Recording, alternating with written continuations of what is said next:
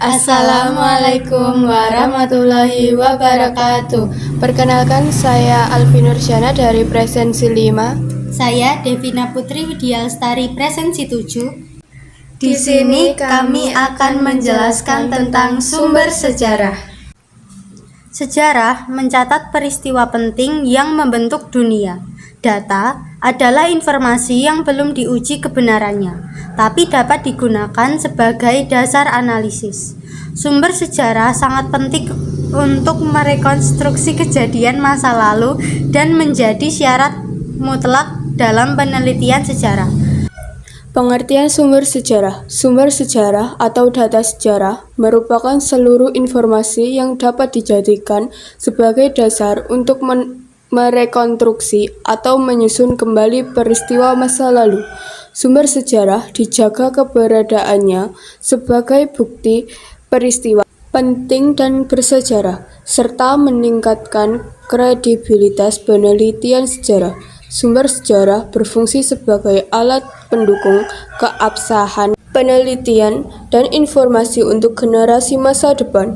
Jenis-jenis sumber sejarah. Sumber sejarah berdasarkan waktu dan asal sumber. Yang pertama ada sumber sejarah sezaman setempat. Informasi yang ditulis oleh orang yang berada di lingkungan peristiwa itu terjadi. Contoh, prasasti dan karya sastra. Yang kedua, sumber sejarah sezaman tidak setempat.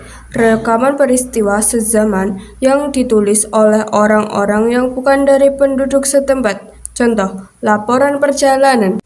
Yang ketiga, sumber sejarah setempat tidak sezaman. Rekaman tertulis tradisi sejarah yang ditulis pada masa-masa yang telah berbeda, tetapi masih di tempat yang sama. Contoh, babat tanah Jawi. Sumber sejarah berdasarkan bentuk dan wujudnya. Yang pertama, sumber lisan. Keterangan langsung dari pelaku atau saksi peristiwa sejarah, atau dari orang yang menerima keterangan secara lisan. Fungsinya yaitu sebagai pelengkap sumber tertulis, namun memiliki keterbatasan karena faktor manusia seperti kematian, daya ingat, dan lain-lain. Sumber lisan dapat diperoleh melalui dua cara, yaitu 1.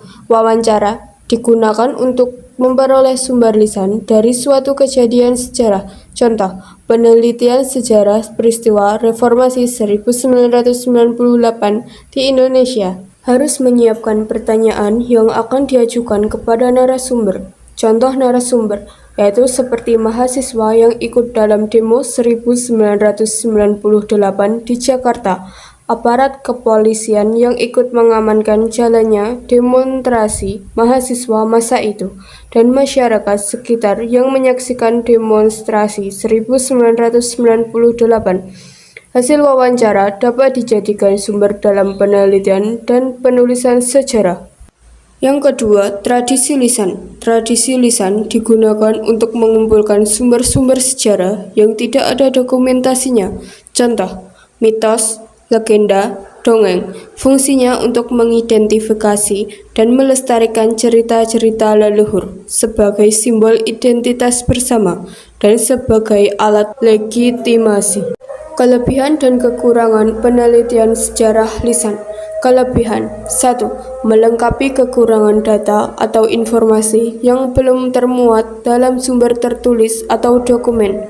2. Pengumpulan data dapat dilakukan dengan adanya mencari informasi dari semua golongan masyarakat.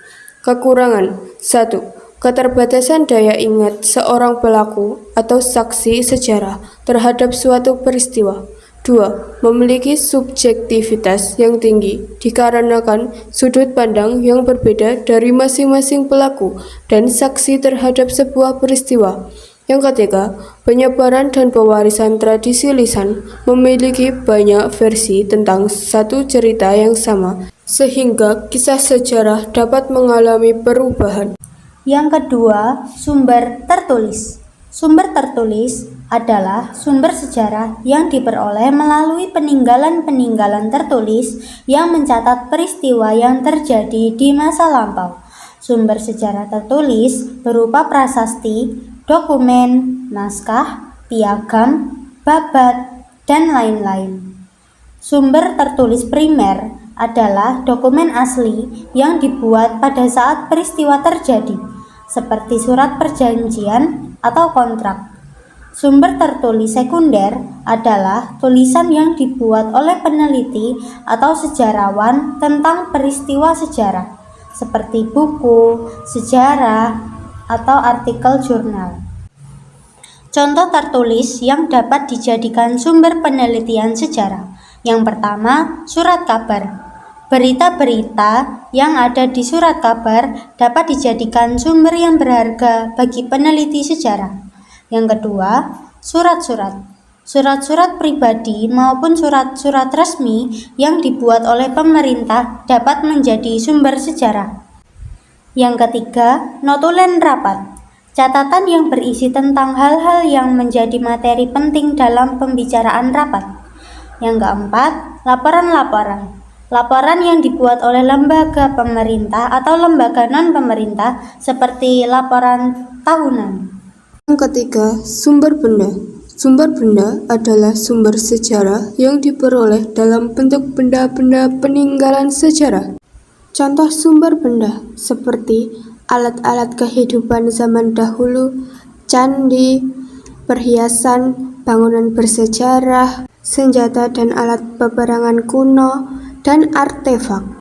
Cara menentukan usia benda peninggalan budaya. 1. Stratigraph, yaitu melihat berdasarkan lapisan tanah. Yang kedua, kimiawi, yaitu menentukan usia berdasarkan unsur-unsur kimia. Yang ketiga, tipologi, yaitu menentukan usia berdasarkan bentuk. Ilmu bantu untuk menganalisis sumber benda. 1. Antropologi, yaitu mempelajari asal-usul dan perkembangan manusia.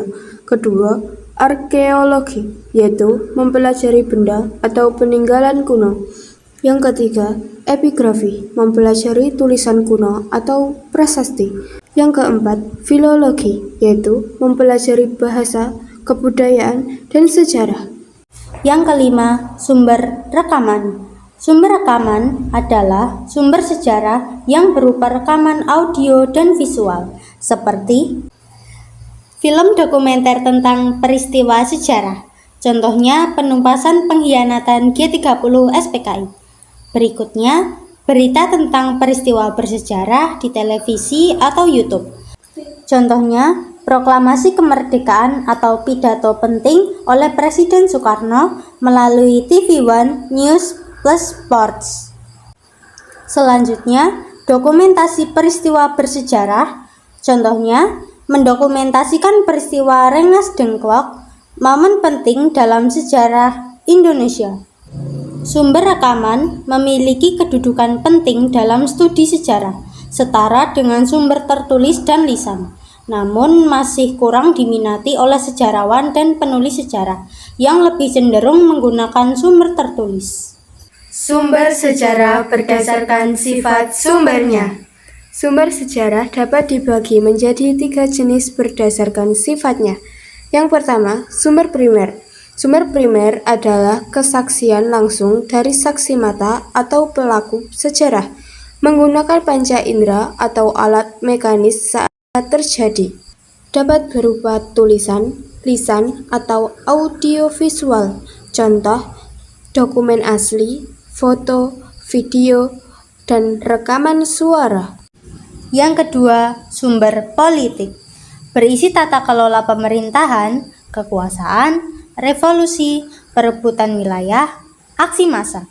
Contoh, dokumen pemerintah, catatan sejarah, dan artikel tentang politik. Yang ketiga, sumber ekonomi. Berisi perdagangan, komoditas, perkembangan perusahaan, kebijakan ekonomi.